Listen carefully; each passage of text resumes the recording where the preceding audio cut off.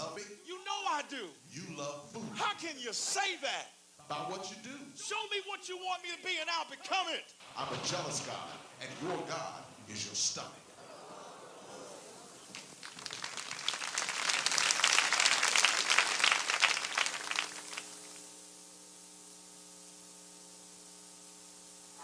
And they overlaid the image with pure gold. And Aaron fashioned it and smoothed it with the hammer.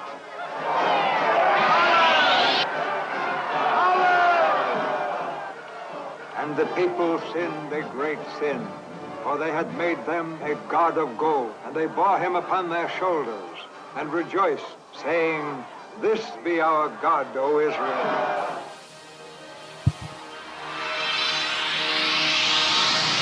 Burger King was my nemesis.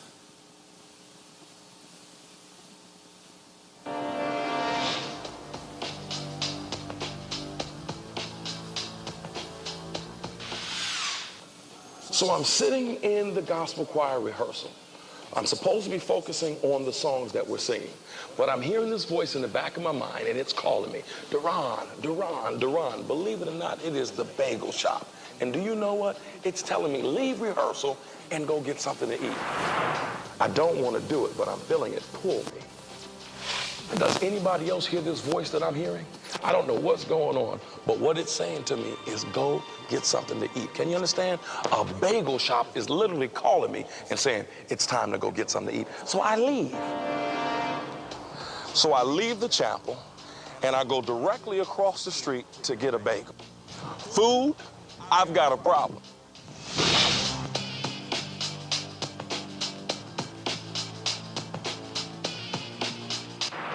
So I'm looking at this commercial. It says, perk up your oatmeal with grape nuts. And I like oatmeal. So I take the grape nuts, I put it in. I eat it, I'm enjoying it. I'm having a great time. But once I get to school, I begin to feel this thing going on inside my stomach. I think I have gas. I go to get ready to let one, but no, it's not gas. I think I overfired myself. I've got a problem.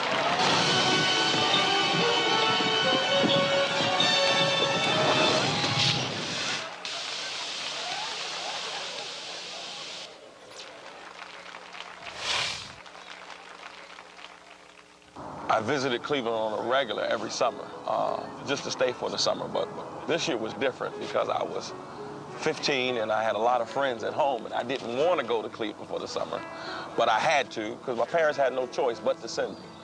My mother was in law school, and my father, I think he had to go out the country for a few things. But yet, me being a snotty-nosed kid, I didn't want to be there. It was boring. It was nothing to do. And that's when I began to really eat. Just to be eating. I guess that was the only thing I had to do. And so I eat breakfast and lunch and a snack and dinner, and I did that every day. In fact, I looked forward to eating. I didn't know that's what I was doing, but I was compensating for the pain, or the pain I was feeling of not being able to stay home for the summer. And I think that's the first year that I was so bored that I decided to even get high. But it was around 15 or so that I gave in, and I went from eating to getting high. And I began to realize, I think this is, or I guess I can say, as the Lord took me on my food fight journey, he began to show me that you're trying to fight a problem today that started a long time ago. And the Lord had to show me that I was, as an adult, I was fighting a battle. And this had more to do with a mental thing that was going on than just my weight.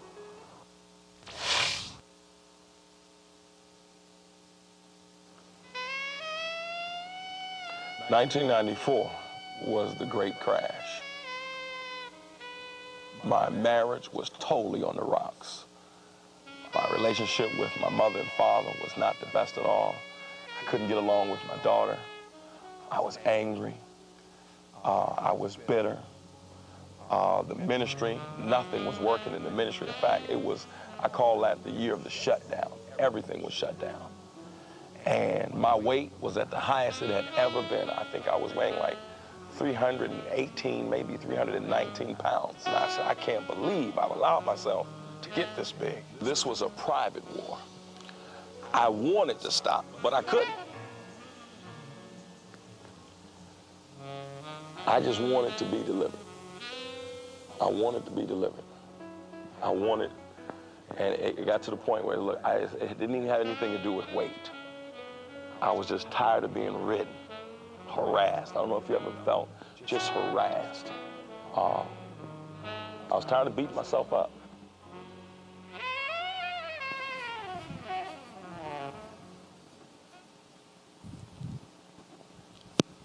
Deron was supposed to be watching his eating situation. He told us to stay on him about it. Right. He told us, we didn't use the word accountable then, but that's what he was basically asking us to do. So, one day he came in with orange glazed donuts in a brown paper bag.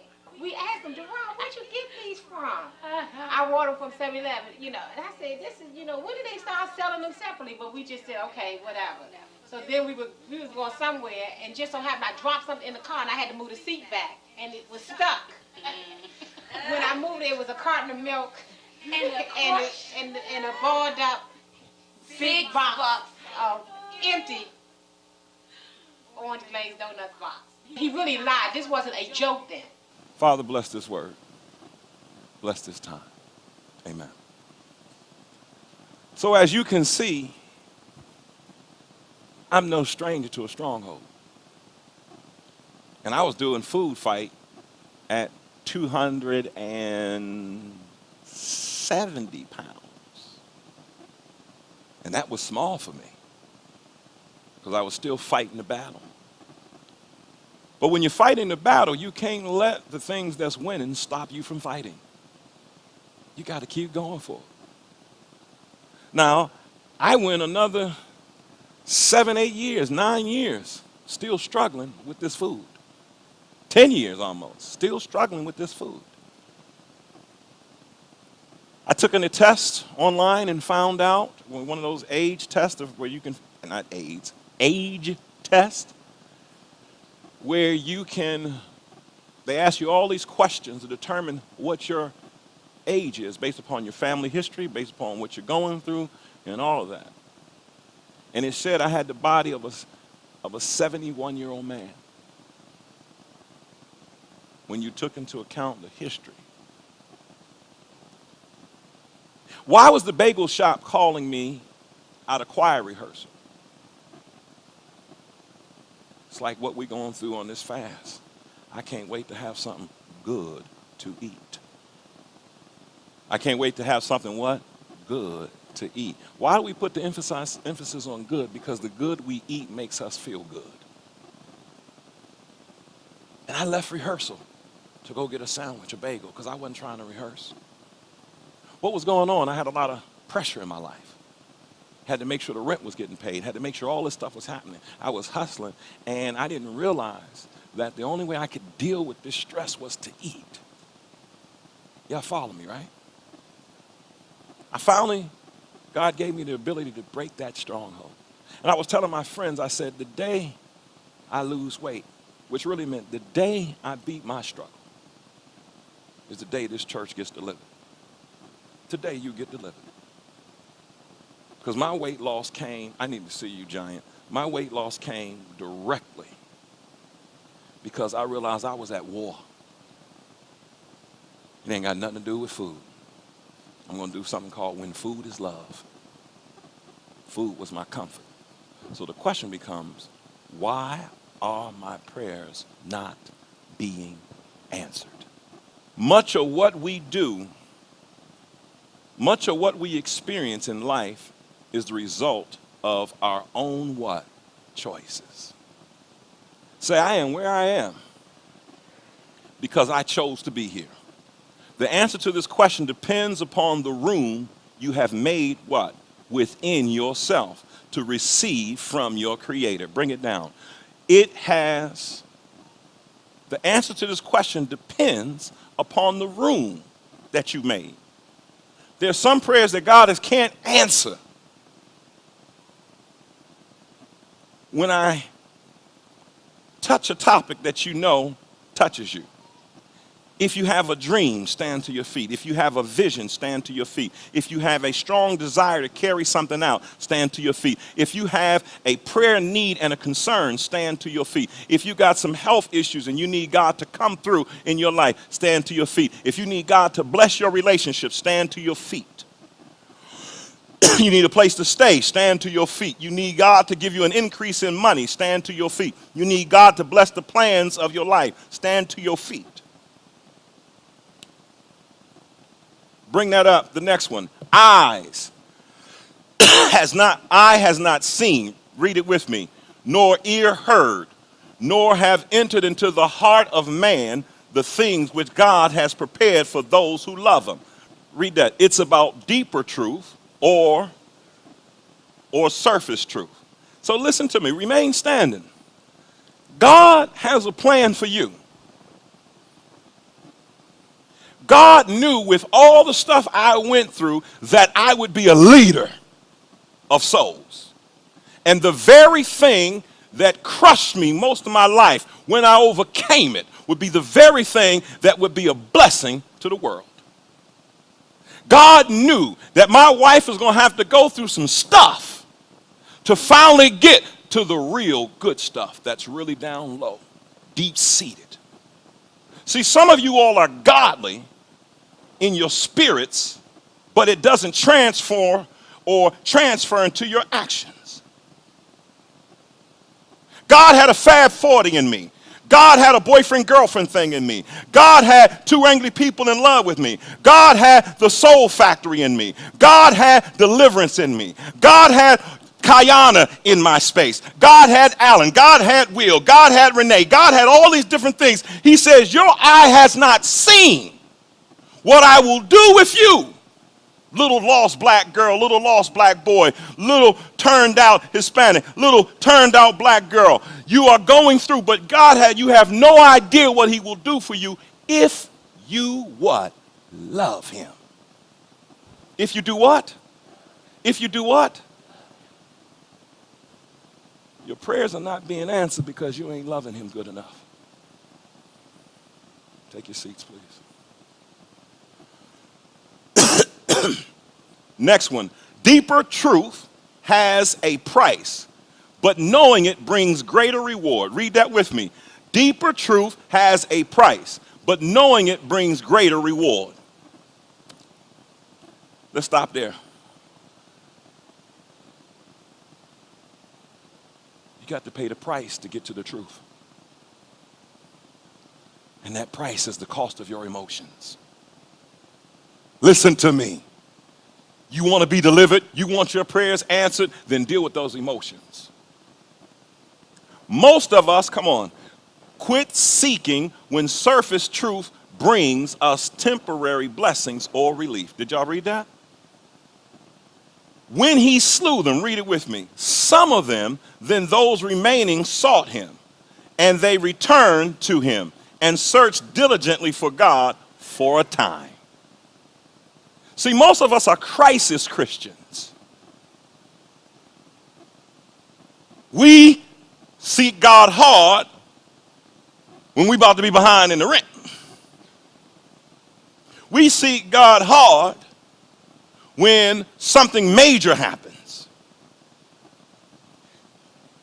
We become so desensitized by trauma and tragic in the world that mass shootings don't even make us feel sad no more. Are y'all listening to me? When he cut up in people's life around me, then I started acting right. Some of us, we come back and we serve him for a time. And he knows that your time is short because you're just trying to get relief. Deep comes with, read it with me, deep comes with the right diet, not the world diet. Go ahead. Anyone who lives on milk, being still an infant, is not acquainted with the teaching about righteousness. But solid food is for the mature, who by constant use have trained themselves to distinguish good from evil. It says, who by what? Constant use have trained themselves. Say this, the reason I'm having problems, because I know more how to get around social media than to get through that word. Say this, I know more about my TV show characters and their personality arc and what they're going through than what's going on in my own life. Y'all better hear me. You young people, I call you young because I'm 51. Young? Y'all so caught up in Snapchat and caught up and do that and caught up and drop that and caught up and shake that, and now the rap, I don't even know what they saying. I got 30s and 240 down too. I don't know what he say. It's just all kinds of stuff. It's just gotten crazy. They don't even speak well, but now that's a style. Try to figure out what I'm saying. Yeah.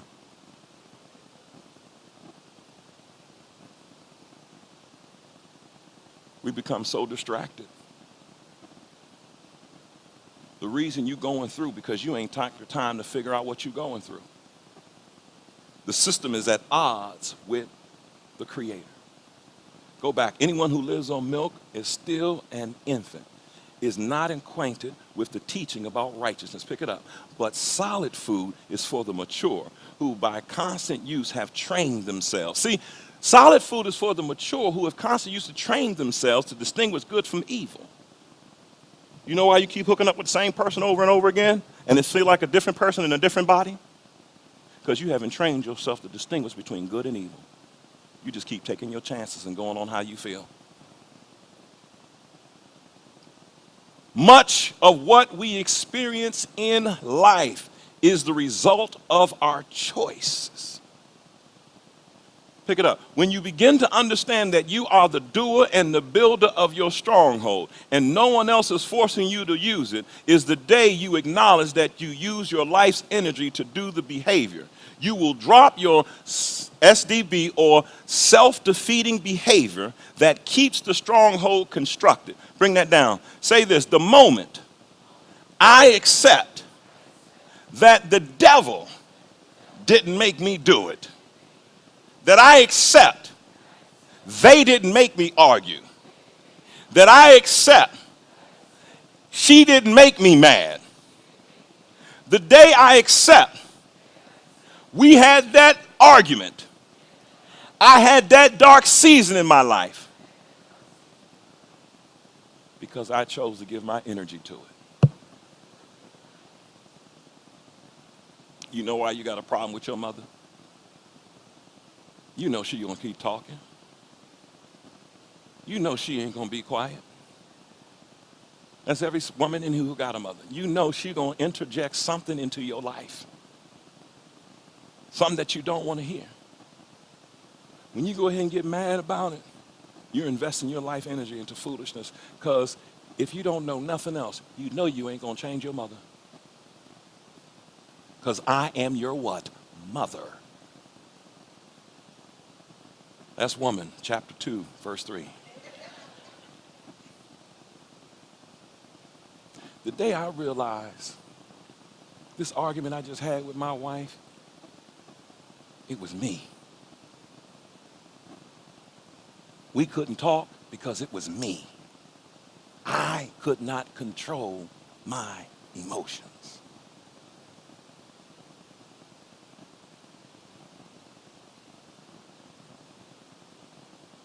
You are where your best thinking has gotten you.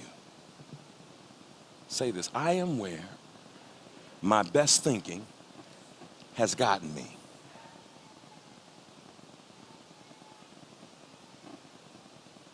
You don't have to put the next one up, I'm just going to read it.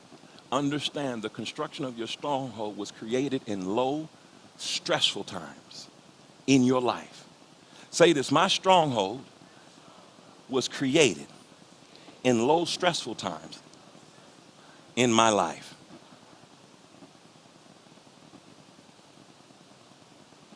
And your belief in the power of that stronghold sustains you.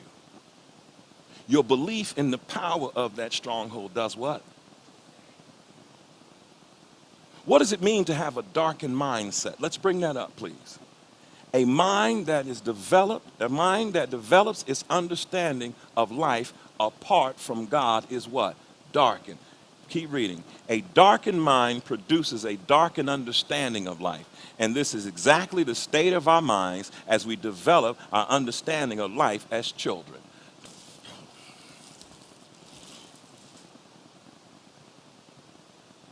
They got it.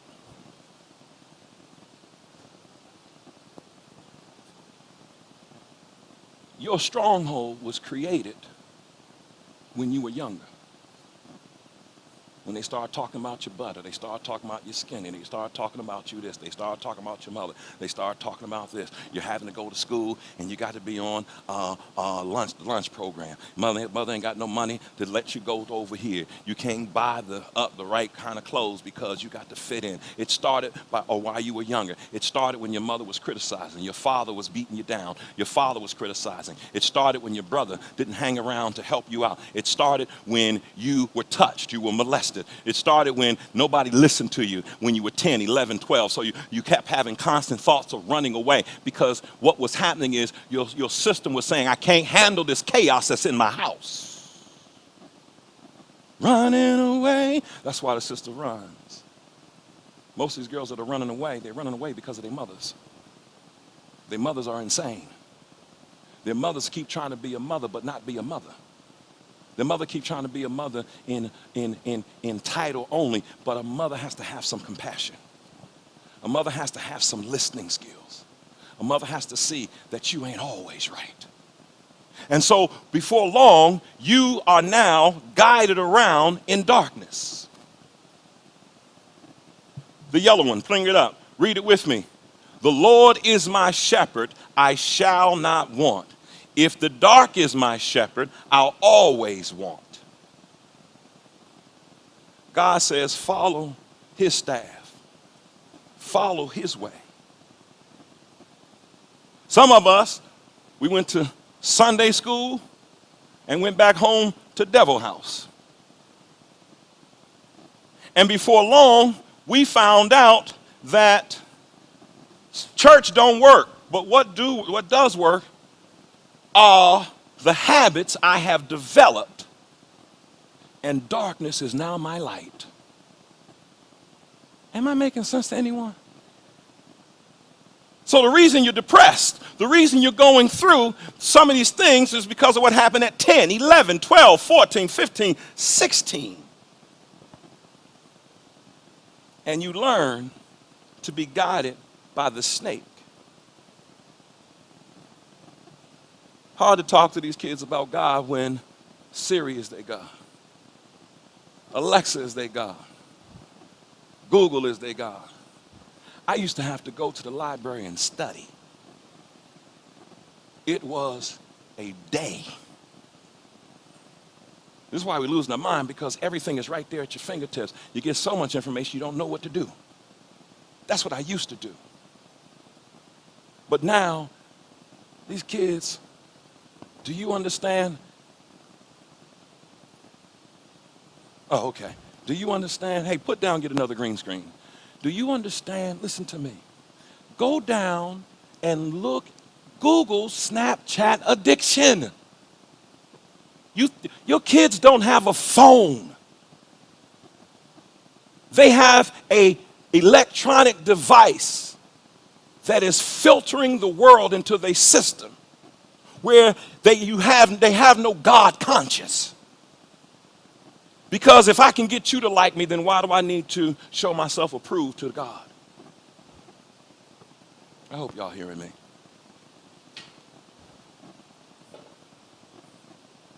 Bring the next one up. So she ends up being surrounded by what, you guys? And say darkness equals normal. Say darkness equals normal.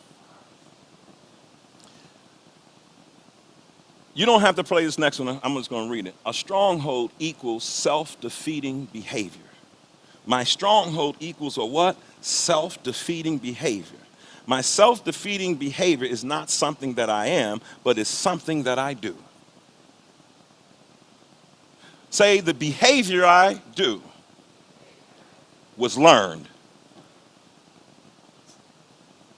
Say, if I'm going to break this stronghold, I must see the old mindset of misinformation that was put into my life. Say this, my stronghold is self-erected thinking. The devil ain't making you do this, y'all.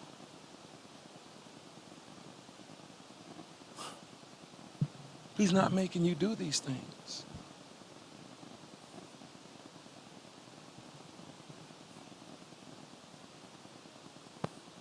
We're going to do the stronghold as any area. Read it with me. Bring it up on the screen so they can all see it. Go. A stronghold is any area of my life I cannot control that is destructive. Strongholds are the compulsions that control those behaviors I hate doing, but I continue to do. No matter how negative these behaviors are to me, and no matter how I hate them, I still do them. Can anybody say amen to that?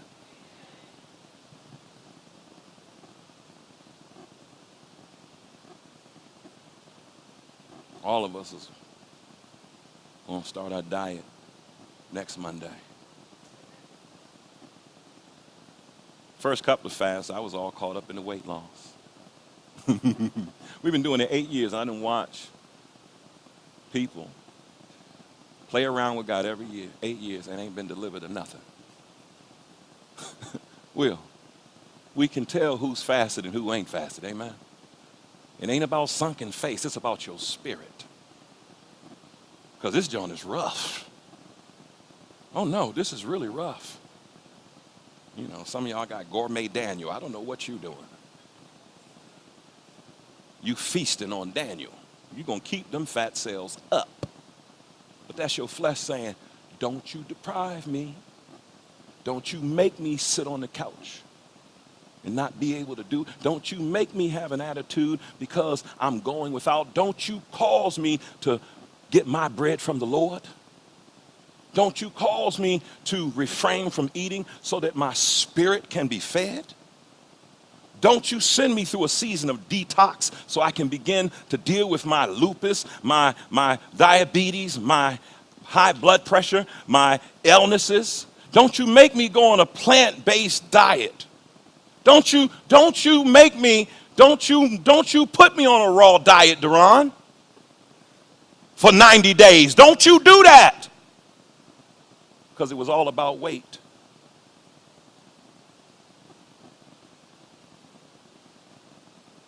Some people work it out on the fast. You trying to get a jump start on that pudgy button stomach. So now you're still off because the real deal is you got to be in his face because you don't come by this way one time. Some of you need to fast. I said 2018 is the year of new beginnings. He said, but new beginnings don't mean it's good beginnings. It don't mean it ain't going to feel bad when the new beginning starts. The new beginning means new what? Beginning. It could bring the pain, but your ability to handle the pain. Say that Satan is no dummy.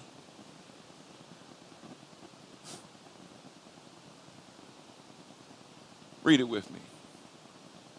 He has observed your life from birth, and he knows what your fears and your pains are his best edge over your life, and he's been using them to access and attack your whole being, your entire life. Let's bring that down. Say he's no dummy.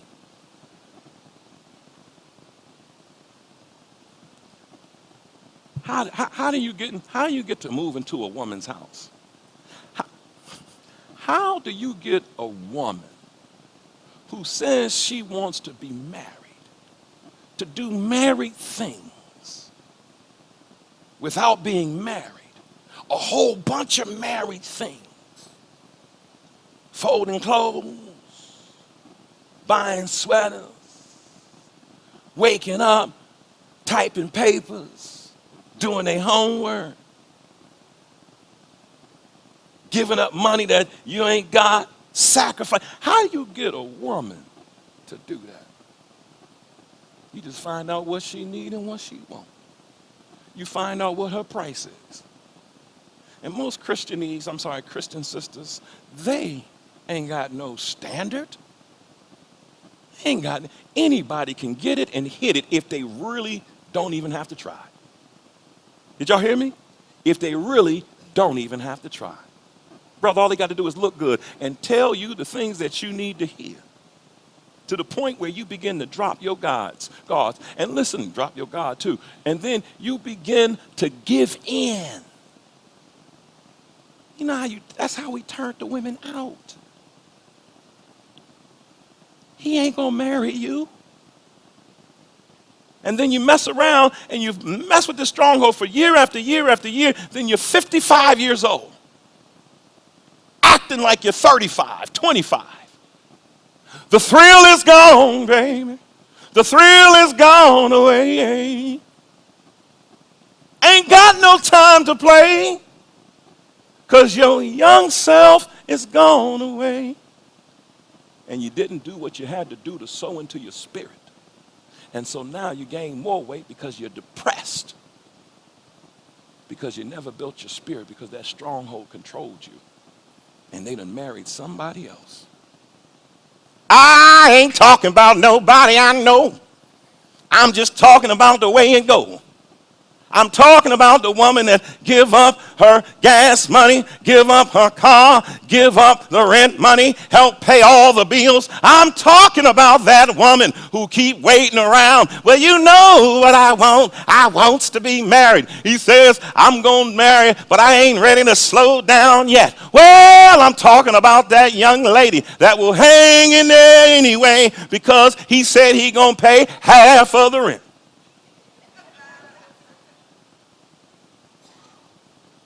What you don't know, young girl, I'm a peaceful survivor. What you don't know, black girl, white girl, I'm a peaceful survivor. What you don't know is I learned how to find a place to lay my head and sing just enough to get in your bed. And whenever I get out of tune and off course, you begin to fuss at me, and of course, I switch up periodically and do some nice things. But you're right, because it's all about me. I'm a peaceful survivor. And my family don't believe in me. Won't even let me go live in their house. Because they know I keep trash around and they don't want no more mouses. As you can tell, I'm feeling good. I ain't tripping off of none of y'all. I've done all that. Are y'all with me? I'm almost finished.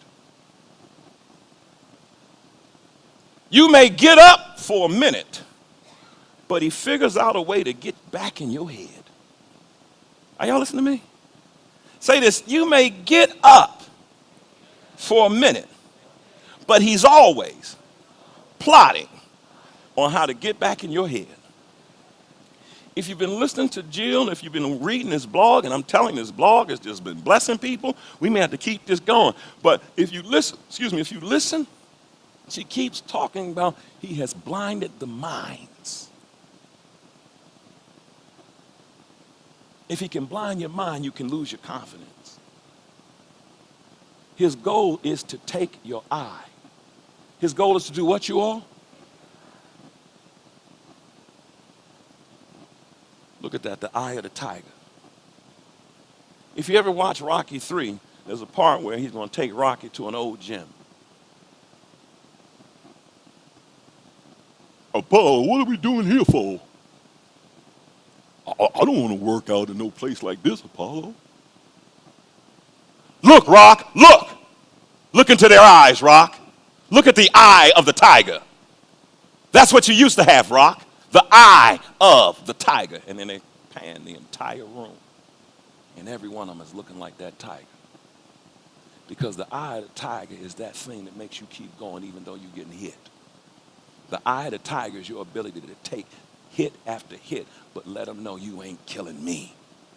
The eye of the tiger is to be the last play of the game, and it's only 4 seconds left or 6 seconds left, and to throw the ball and win it with nothing left and know you never gave up.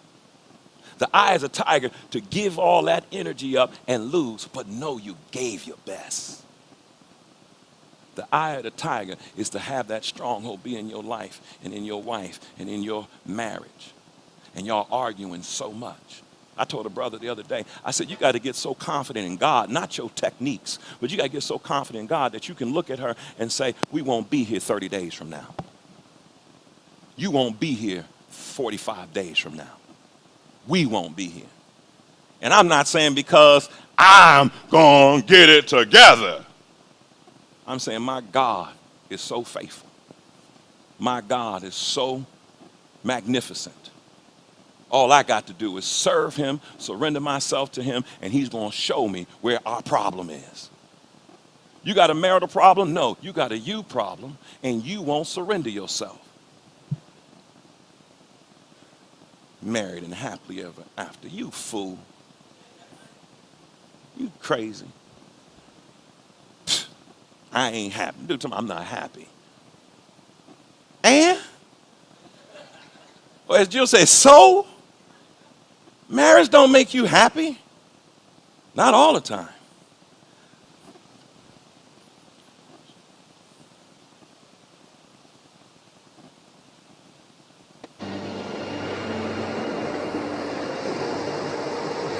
I want to ask you something important, and I want you to tell me the truth.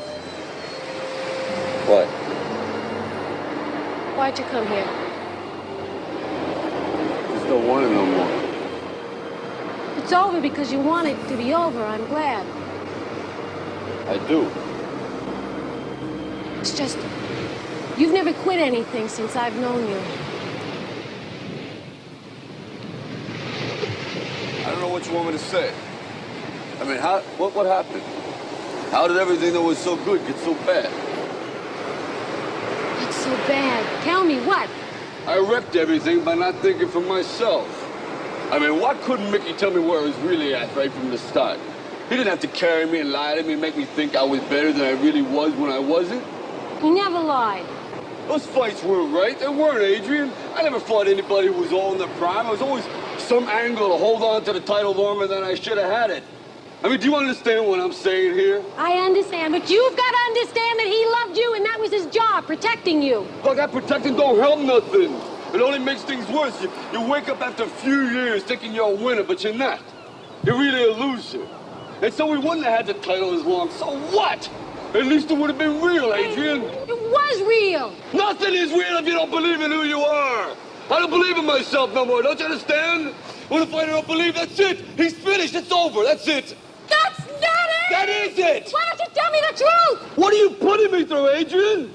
You want to know the truth? The truth is I don't want to lose what I got. In the beginning, I didn't care about what happened to me. I go in the ring, I get busted up. I didn't care. But now there's you, there's the kid. I don't want to lose what I got. What do we have that can't be replaced? What? A house. We got cars. We got money. We got everything but the truth. What's that truth? I'm afraid, all right? You want to hear me say it? You want to break me down? All right, I'm afraid. For the first time in my life, I'm afraid. She said, tell me the what? Tell me the what? That's what your friends are trying to get you to do, but we won't admit it. Get to the truth. He said, I'm afraid. See, if you watch all the Rockies and you watch that, at some point, he goes back to the old Rocky. And he begins to believe that this prosperity is promised. And not only does he believe that, he begins to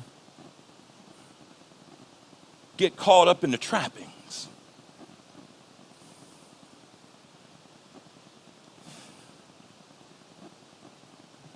This is a capitalistic society. And it never intended for us to be included as productive citizens of this society. And the stuff that we face throughout our life, white America is just getting to it. They are marching because their money has been hit. They're sitting there saying, we're going from paycheck to paycheck. And I don't know how I'm going to pay my bills. And I'm telling you, I need to go do this, how to survive the hood.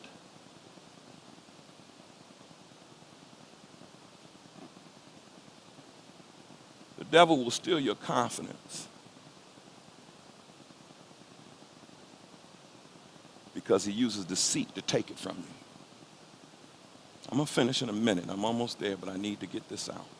Deception, read it with me. Deception is one of the most important weapons he has devoted a lifetime to monitoring your habits and actions. If you have unmet needs, unresolved issues, unhealed hurts, bad memories, pain, fear, anger, bitterness, unforgiveness, and hidden sin, he will use this against you at every turn.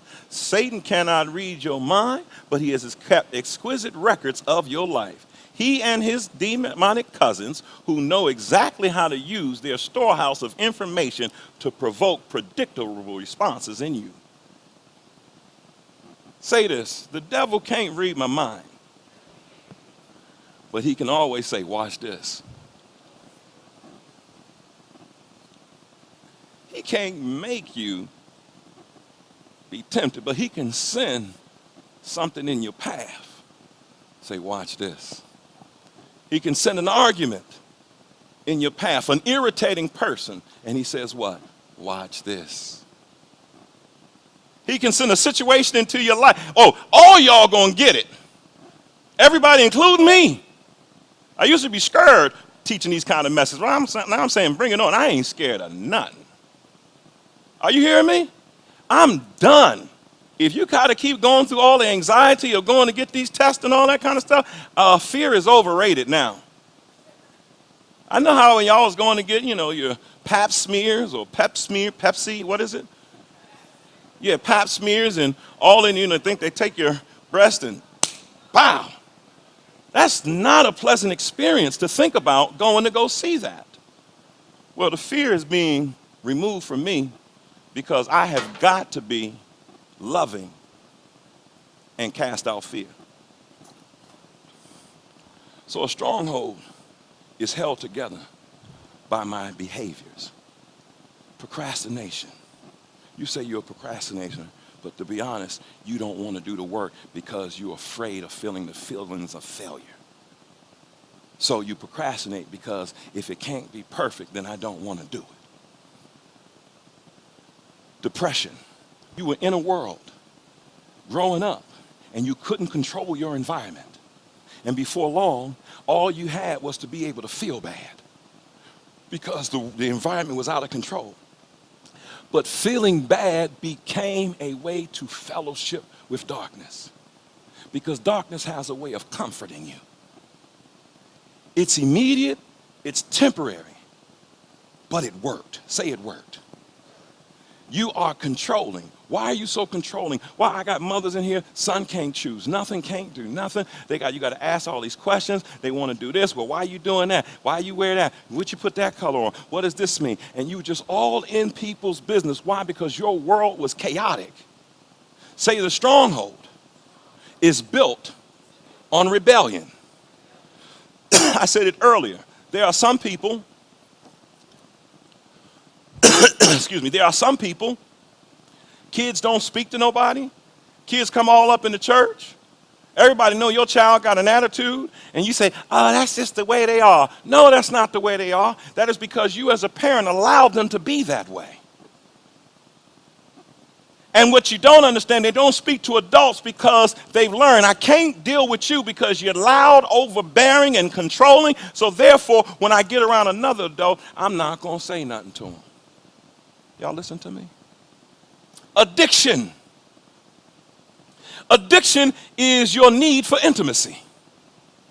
When you turn to porn, when you open up your phone, when you can't stop looking at this and then you're searching that and you're doing this, you're relieving stress. But what you're really saying is that there's a hole in my soul, and you're really desiring God and the intimacy with God, but because there's no hole, there's no connection, you are now trying to make that temporary connection by looking at another woman and looking in her eyes and being tempted to feel like she wants to be with you so that you can be loved. Addiction ain't nothing but a need for love. But if you can ever stop and ask the question, why am I doing this? Listen,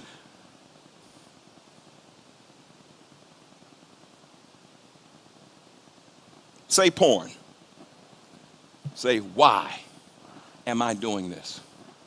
What just happened in my life that caused me to need a release of this tension? When do I normally do this? What are my triggers?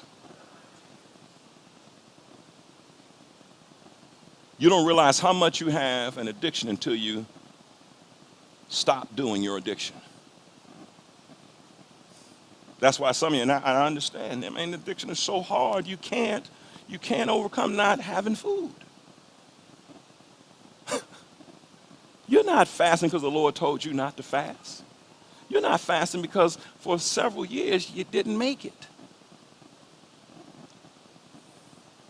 Listen, on Thursday I was sick as a dog. Thursday I was in the house all day. Friday I was in the house, supposed to get some. I told my elders I'm going to have this stuff to you. But Wednesday, Thursday, Friday of, I think it was the first week of the fast. Because I was going liquid, doing all liquid.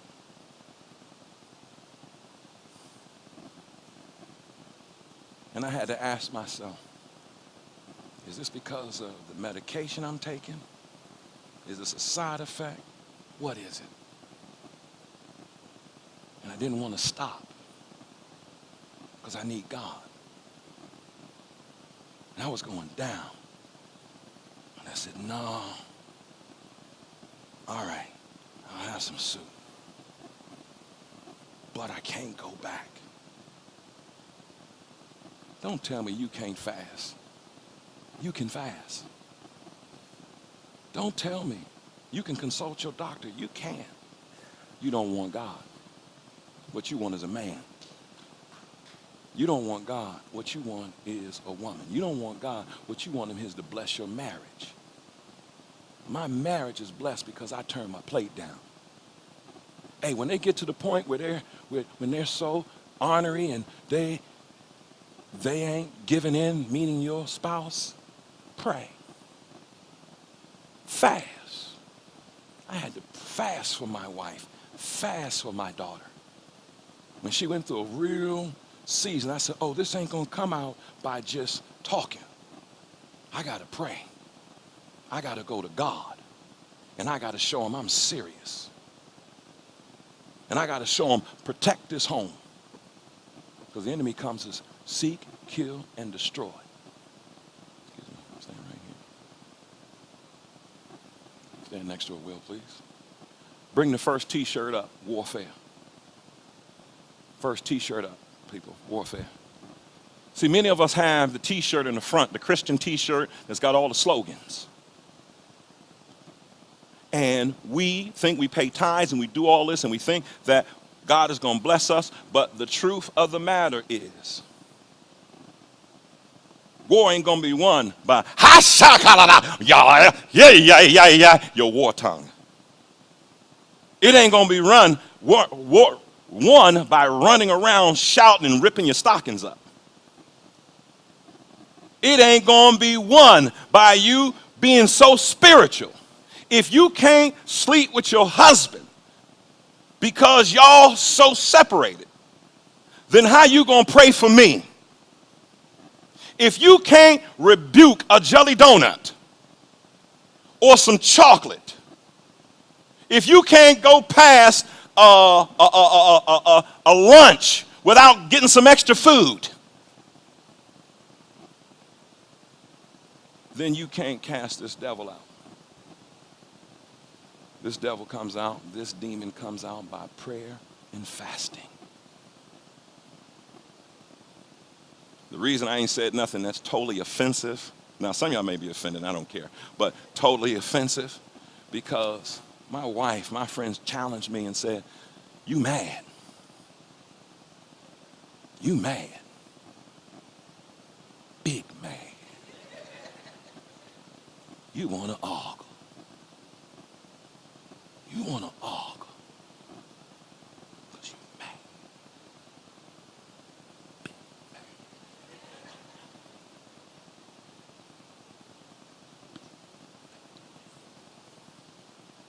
And he told me, you upset with all these people that done betrayed you and all this sort of stuff. Whew, thanks for reminding me. The stronghold is broken when that situation shows up. Did y'all hear me? The stronghold is broken when that situation that has your name on it shows up. So low, you can't get under it. So high, you can't get over it. With every song, say I should. I was going to name this One Soul Under God, or One Stronghold Under God, because you can't scale it, you can't get over it, you got to bust it through. You got to demolish it. But you can't demolish it because as you're standing behind your stronghold, bring the next t-shirt up, please. You have a sign that says stronghold thinking, protecting unforgiveness, access here. Next sign, bring next t-shirt up. You have a stronghold that says harboring bitterness, enter here. Next one, please. You have a stronghold says stronghold thinking, protecting anger. And so many of us, we stand behind our stronghold and the stronghold keeps us protected, but we haven't put the armor on. We haven't set ourselves up to fight the spiritual battle. Then when that situation comes, he attaches to that bitterness. He attaches to that anger. He attaches to that warped thinking. See, because he's going to do everything he can to get you back. See, Satan is that fine devil. Satan ain't that devil that, you can take it. Satan is the one that, if he called you, and you married, talking about, if anything should happen to Leroy, I have been following this person, trolling on Facebook. And I think his day is about to become single. When you're harboring bitterness, you can't be delivered. You know why I don't argue no more? Because I ain't bitter no more. Ain't no need to be mad. Give him a hand, please. When you get mad, don't judge yourself. Observe yourself. When you start feeling that feeling, don't judge yourself, observe yourself. Don't beat yourself up for the addiction. Acknowledge that it's there.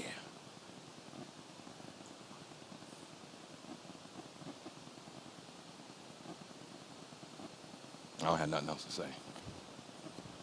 Come on up. Come on up, baby. Y'all welcome my lovely, lovely wife, Jill. All right. Go ahead and preach like I ain't never preached. Listen, and y'all pray with me today that he would never say that again. Everybody touch and believe with me that he would never say that again. Okay? Because I don't want to hear no more. I know, but you know I am. So what do I say to you? Listen to this. Everything about a stronghold, any stronghold, comes down to one thing. And let me tell you why I want to say this to you. I want to say this to you because so long in my life, when I was trying to do good, I didn't know what to focus on. Sin and some subjects, they're so broad that you would think that you just have to spend the rest of all day of your life trying to determine, is this sin, is this not? Is this sin, is this not? And depending on what fellowship you go through, some people care about things, some people don't. So it makes it very difficult. So I want to simplify this. Anything that's your stronghold is protecting you. Anything that protects you, if I think me being controlling, protecting me, then I trust that it's true. Do you understand? If you've ever been someone who hasn't been protected, You know the difference between who you are when you feel protected and who you are when you don't feel protected. And when you do feel protected, you feel like you're trusting something. So this is what the word would be for you. Why do you trust this? But bigger than that, this is what your God will say to you. For every situation that you trust in, and for every situation that you feel like you're in trouble for, it has nothing to do with you being in trouble. It's me trying to show you that these walls you have are flimsy. And when the weather conditions are really, really bad, they're not going to protect you. That's love. That's love. And for everyone who may feel as if you're out of sorts or you heard something, and God, I haven't just done enough, because it seems like all these things are going wrong. Well, that exposure is to let you know whatever you're leaning on, there's going to come a time in your life where you're going to be tested. And I have said it so you'll win. But if you are trusting in something else, you're going to lean on it. I'm trying to tell all of you all, in some way in your life, whatever your stronghold is, you're leaning on something that's not going to be able to carry you when you need it the most. That happens in marriage. Sometimes the Lord has to show you the flimsy wall in your marriage. Don't get mad at the flimsy wall. Thank God for showing you that that was not going to carry you to where you think you want to go. This is why it's so hard for us. Sometimes we have relationships that don't go well because you dreamt and you included them in your dream all the way to the end. And every human being is going to fail you. Just because sometimes they got to look out for themselves and not for you. Everybody's struggling sometimes. But this is what the Lord said to Peter, and this is what he will say to you. When I come back, when I get here, Kayana, if I came to you today, would you be okay? If I showed up in your life to talk to you today, would you be nervous? Or would you want to have a conversation with me? No one else can get that into you. You know that. You know that. You know that by your own sense of worry. If the Lord was right here, would you feel proud when he came to you? Huh? Would you be excited that he came to you? Or would you wish you had a different attitude when he came to you? What will you be able to say? Lord, can you come back a couple more days? I need to get myself together. Give me a couple of more days. But that's not how spiritual life happens. That's not how the weather happens. It does what it's going to do, and you have to deal with it. So we're not talking about hell. Would you be ready? Are you going to go to hell? No. When he comes here, would you be able to? Would you be okay with it? Or would you be afraid? He said, Peter, Satan's going to sift you. He's going to sift you like wheat. But my prayer for you, Peter, this is the Lord praying for Peter. My prayer for you is that your faith will remain. Will you trust me after things don't go your way? When they leave you, when they lose your job, when they treat you wrong, when they do all that, will you still trust me? Or will I get included with all of the things that other people have done? Will our relationship suffer because I wasn't all you needed to be? Will your relationship with God suffer because Alan ain't all he's supposed to be? Will your relationship with God suffer if your husband isn't all that he's supposed to be? If he wake up one day on the side of stupid. I said if. So listen to this. He said, if you are poor, I have made you rich in faith. Why are you complaining? You know why your faith is so good? Because you did go through. You know why your faith is so strong? Because people did fail you. That is why your faith is strong. Because people failed you. So if you want to, you can see these as opportunities of God showing you that there is only one true God to you. Jill, you ain't going to find nobody to replace your father who didn't do. There's not another human being who can do what he was supposed to do. But whatever he has not done, it is me who promise you, you will lack no good thing. That's my promise, and I will keep it, and nobody else has to. So the Lord is coming to visit you today, and he wants to talk. If you need to say you're sorry to the Lord first because you've been on some other frequency, and your faith has not been, your trust in God has not grown because perhaps you looked at your situation like somebody who was being taken advantage of.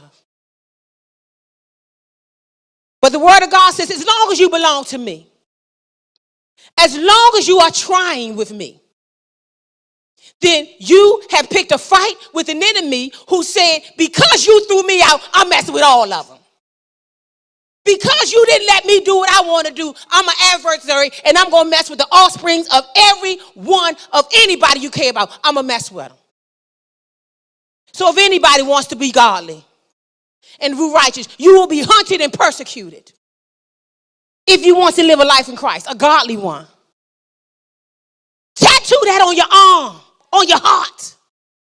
So we don't have to keep talking about who's doing what to you. Because the day the devil leaves you alone is because he knows that you don't trust God anymore.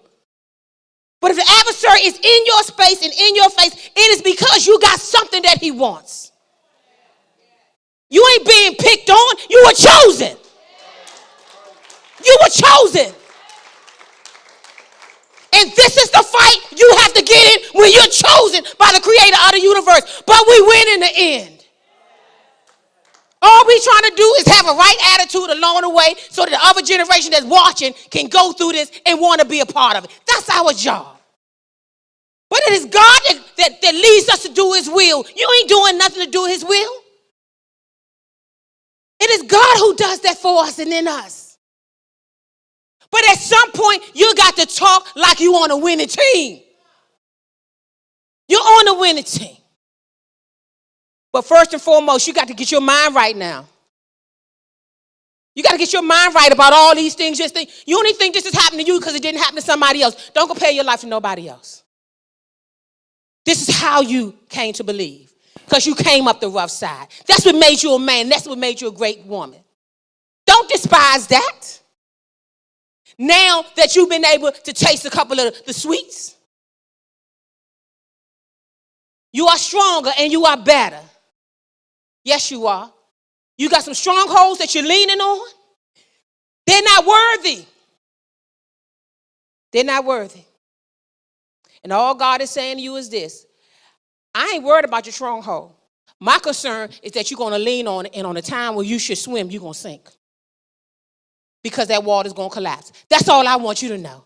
You were mine before you did it. You're mine after you did it. You're still mine and you're still doing it. But I want to see you win this race like a champion. Not like somebody who was drugged in. Like a champion. If that's you in this room, you say, God, I have stepped away. And I'm not on that frequency. Somehow I haven't seen this life that you was giving me. But I'm ready for it now. It's 2018. No more time to play with this. Exposing me every stronghold that I have. Reveal to me if I'm leaning on anything that cannot withhold me during the toughest times. I don't know the future, but you do. You do. But I do know this. You can prepare me. That's what fasting and prayer will prepare me. And trust, Father God, will keep me. You will become my stronghold. But none of this other stuff. I've tried it. Why does this keep happening to me? Because God keep giving you the same message. It's a faulty wall. It's flimsy. It's flimsy. And if you ever had a pair of cheap plastic shoes and had to walk a long time, you know the difference between a good a shoe with a decent sole on it and a shoe that comes straight from the factories of China. Don't do it. They ain't got no support in them. But if that's you and you say, God, I'm ready. I'm ready to change my mind. I'm ready to open my mind up to what this life really is. And I choose you. You chose me. I accept you. And I believe, God, that I'm not trusting you. And I can trust you more. If that's you, just stand on your feet. Do you have prayers that are not being answered? And you think that your stronghold is in the way? Are you asking God for something, but you have not completely devoted yourself to the truth? Now, I don't normally do this, but if you know, God, I need your help with this stronghold, and I need it now. We're going to pray with you. And we're going to believe God that whatever situation you're in or wherever you are, he is going to give you an opportunity to really begin this year, 2018, with a new fight. Listen, I asked some people to pray for me the last week, and I received more anxiety than I wanted. And I took a stance. Let me get out of that.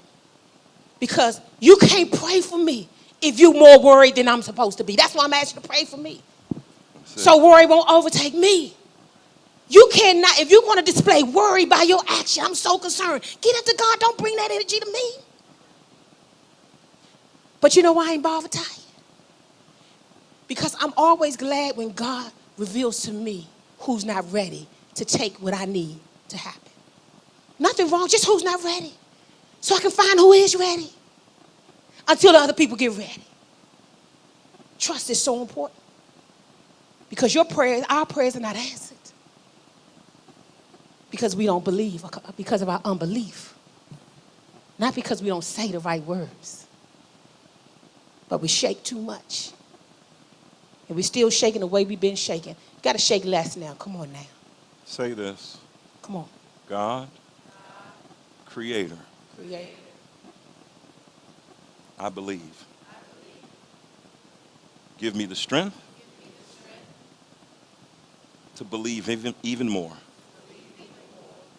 I know you can do this. I've seen you do other things in my life. And you know, I am so grateful and thankful for them. You know that only I know, God, you did this. So God, I surrender. I let it go. I let go that thing, that person, those people who bring me comfort, but it's a false comfort. Help me, oh Father, to walk in you. Now, God, I ask that you rain down your spirit of the overcomer on your sons and daughters right now. And that these situations in their life, they will get through them. And you will bless them as they honor you, Father. They're going to honor you in the good and in the bad, when times are up and when times are down. Father, let your delivering power right now, let this message deliver. Let the words that Jill spoke deliver. Let whatever was said by me deliver. Say, this is my responsibility. It's not on God. It's on me. As Jill said, to trust. Father, I thank you for all these blessings. I thank you for those souls who are surrendered. Father, bless the unsurrendered soul that they would finally surrender to you. Father, bless those who chose, God, I'm going to fast these last 7 days. Bless them, Lord. God, we thank you for a perfect fast. We thank you that on the 28th, we will come together and just praise God for you, because we know that you did it. Father, bless the brothers and sisters in Atlanta, those who are standing. Bless them, Lord. Help them to stay on this struggle, stay on this fight, and break all the way through. God, we thank you for what you're going to do in our fellowship this year, in our church. Most importantly, Father, I thank you for all those people who are on the blog, who are sharing their stories. They have no idea how they're blessing other people. They're even blessing us, God. We thank you for their transparency. Father, bless these last 7 days. Bring them to full completion. Now, Father, we pray for our world right now. Father, I pray for Trump. Father, move on his heart, God. Father, we've never seen this type of confusion before, God. Father, I ask that you rebuke whatever Jezebel spirit that is alive in this government and in this right now. Father, bless it, Lord, and those who are going through, let them not be worried. Because God will take care. He has always taken care.